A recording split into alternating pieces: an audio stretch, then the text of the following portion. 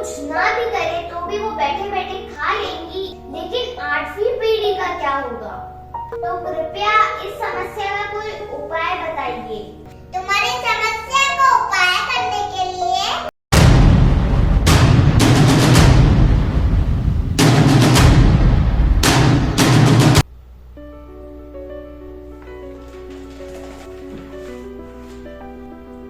चलो क्यों ना एक काम करें, अकाउंटेंट को बुलवाते हैं और मेरे पास जितना भी पैसा है उन सबको कैलकुलेट करवाते हैं, पता तो चले कि मेरे पास कितना पैसा है।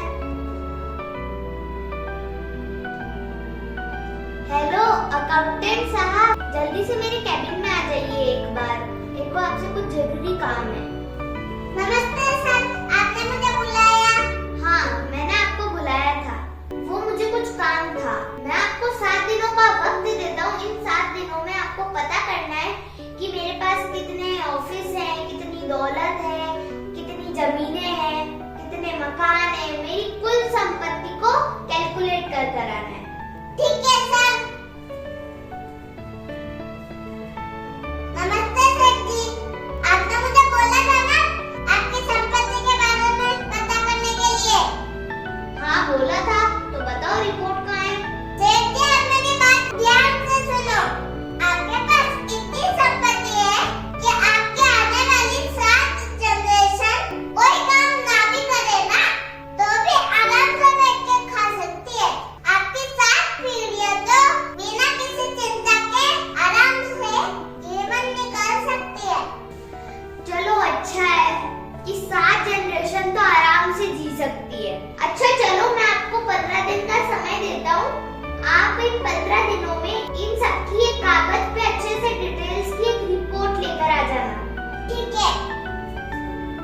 चलो अच्छा ही है कि 7 जनरेशन तो आराम से जी सकती है, लेकिन 8वीं पीढ़ी का क्या? 8वीं पीढ़ी अपना गुजारा कैसे करेगी? उसका क्या होगा?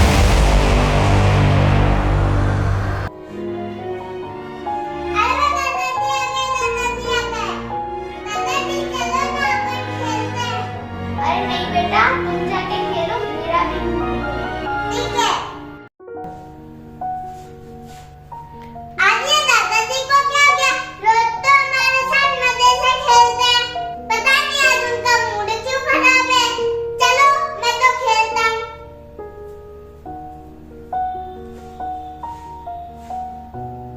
अरे क्या हुआ, बड़े उदास नजर आ रहे हो?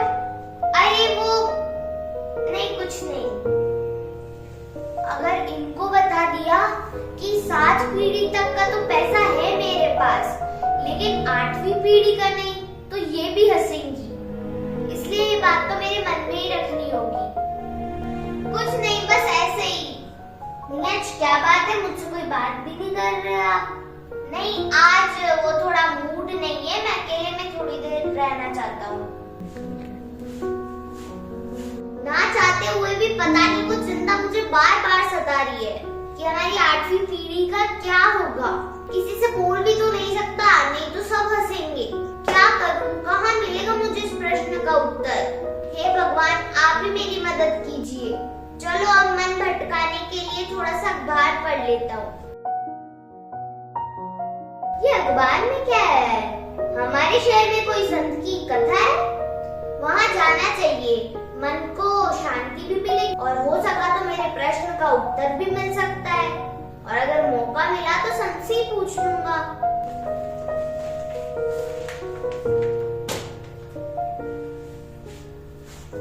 चिंता चिंता समान है। इंसान को कभी व्यर्थ की चिंता नहीं करनी चाहिए। भगवान ने सबके लिए योजना बना रखी है, इसलिए जो हो रहा है वो अच्छा ही है, जो होगा वो भी अच्छा ही होगा। व्यर्थ में चिंता करना छोड़ दो। गुरुजी, आप जो दान, जो पूजा, जैसा भी आप करने के लिए कहोगे मैं वो करूंगा, लेकिन आप मेरा बस एक प्रश्न का उत्तर दे दीजिए। बताओ क्या प्रश्न है? महाराज जी, मेरे अकाउंटेंट ने मुझे बताया है कि मेरी 7 पीढ़ियां अगर कुछ ना भी करे तो भी वो बैठे बैठे खा लेंगी, इतना धन दौलत है मेरे पास, लेकिन 8वीं पीढ़ी का क्या होगा? महाराज जी, ये चिंता मुझे सताए जा रही है कि 8वीं पीढ़ी का क्या होगा। तो कृपया इस समस्या का कोई उपाय बताइए। मैं समझ गया तुम्हारी समस्या। तुम्हारी समस्या को उपाय करने के लिए तुम्हें थोड़ा सा दान करना होगा, लेकिन जैसा बताना हूँ केवल उसी को जाकर देना है। बताइए महाराज, किसे दान करना है? आपके शहर में एक कच्ची बस्ती है। उस बस्ती में आखिरी में एक झोपड़ी है, उसमें एक बुढ़िया माई है। उसके पास कपड़े नहीं है, धन दौलत नहीं है, खाने के लिए आटा नहीं है, बड़ी दुखी परेशान रहती है। आप बस उसे आधा किलो आटा दान कर दो। आपको ईश्वर की बहुत कृपा मिलेगी और आपकी सारी समस्याएं खत्म हो जाएगी। आपका बहुत धन्यवाद महाराज, आपने मेरी सारी समस्या का समाधान निकाल दिया। अरे वाह, गुरुजी ने तो कितना अच्छा उपाय बता दिया। अभी अकाउंटेंट को बुलाता हूँ और आटा लेके पहुँचने को कहता हूँ। हेलो, हाँ, अपने शहर में जो बस्ती है ना, वहाँ पे 1 क्विंटल आटा लेके जल्दी से पहुँच जाओ। मैं भी वहीं आ रहा हूँ। हाँ हाँ, ले आए तुम आटा? हाँ, चलो तो फिर उस बुढ़िया माई के घर चलते हैं। चलो।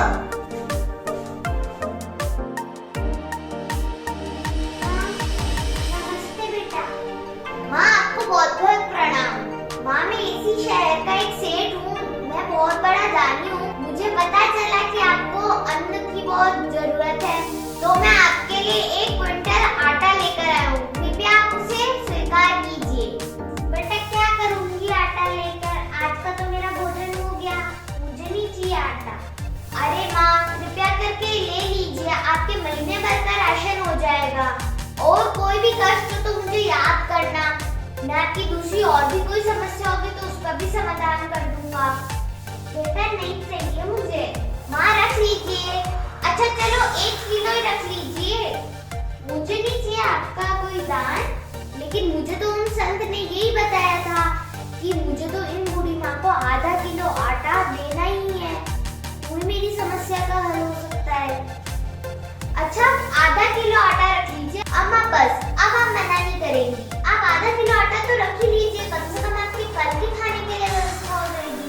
बेटा, आज का प्रबंध तो मेरा ऊपर वाले ने कर दिया है। आज का भोजन तो मैं खा चुकी हूँ, अब कल की चिंता मैं आज क्यों करूँ? तो बेटा, ये तो तुम्हारा दान है, वो मुझे नहीं चाहिए। ये तुम वापस लेके जाओ और आराम करो। अब मैं समझा कि संत ने मुझे यहाँ पे क्यों भेजा था। ये बुढ़िया माई जिनके पास कुछ भी नहीं है, कल के खाने की भी व्यवस्था नहीं है, लेकिन इनका आज का भोजन हो चुका है तो ये इसी से निश्चिंत है। इन्हें तो कल की भी चिंता नहीं है। मैं व्यर्थ ही 8वीं पीढ़ी की चिंता कर रहा था। धन्यवाद माता, आपने मुझे जीवन का बहुत बड़ा सबक सिखाया है। अच्छा, मैं चलता हूँ। हाँ बेटा, व्यर्थ में चिंता करने से क्या ही होगा, जो भाग्य में लिखा होगा वही होना है। तो बेकार की चिंता में अपना आज मत गवाओ। जी हाँ दोस्तों, हम कल की चिंता में आज भी गवा बैठते हैं। कल का हमें कुछ भी पता नहीं है और आज भगवान ने सब कुछ दिया है, पर हम उसको एंजॉय नहीं कर पा रहे। इसलिए कल की व्यर्थ की चिंता छोड़कर आज में जीना चाहिए। दोस्तों, वीडियो को जल्दी से लाइक और शेयर कर दीजिए।